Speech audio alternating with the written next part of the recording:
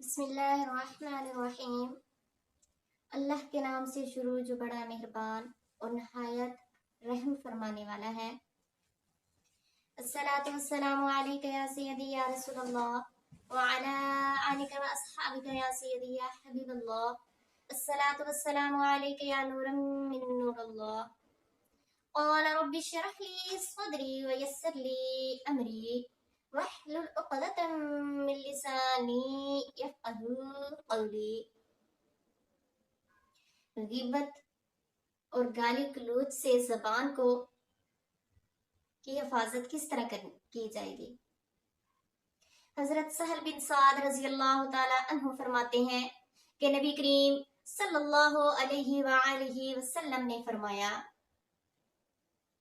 کہ کوئی بندہ مجھے اس بات کی ضمانت دے دے جو اس کے دو جبڑوں کے درمیان ہے، یعنی کہ زبان کی ضمانت دے دے، اور جو بندہ مجھے اپنی شرمگاہ کی ضمانت دے دے تو میں اس بندے کو جنت کی ضمانت دیتا ہوں۔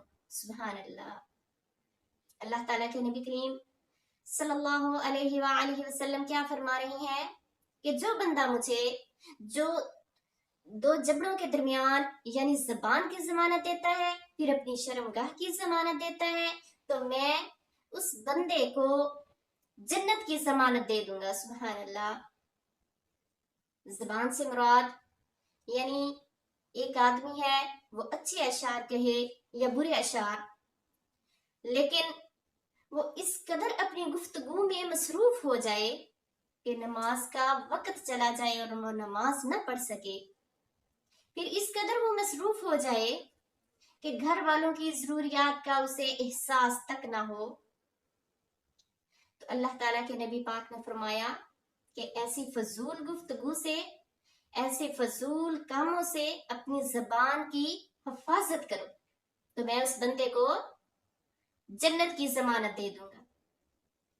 پھر فرمایا کہ اپنی شرمگاہ کی حفاظت کرو تو میں اس بندے کو بھی جنت کی ضمانت دوں گا، یعنی کہ پاک رہو، صاف رہو۔ اللہ تبارک و تعالی نبی کریم صلی اللہ علیہ وآلہ وسلم کے ذریعے ہمیں ان باتوں کو تک پہنچایا کہ ہم ان پر عمل کریں، اور اسلام نے ان باتوں کی ہمیں اجازت دی اور کن باتوں سے ہمیں نبی پاک نے منع فرمایا۔ اللہ تبارک و تعالی ہمیں ہماری زبان کی حفاظت کرنے کی توفیق عطا فرمائے، اور رب تعالی کریم ہمیں اپنے حفظ و ایمان میں رکھے اور ہمیں ایسی فضول گفتگو سے بچائے، ایسے فضول کاموں سے بچائے کہ جس کے ذریعے ہماری نماز چھوٹ رہی ہو یا جس کے ذریعے ہماری ضروریات پوری نہیں ہو رہی ہو، اور ہم ایسے کاموں میں لگے رہتے ہیں کہ جس سے سب سے بڑا کہ ہماری نماز چھوٹ جاتی ہے۔ تو اللہ تبارک و تعالی ہمیں ایسی فضول گفتگو سے بچائے۔ آمین ثم آمین۔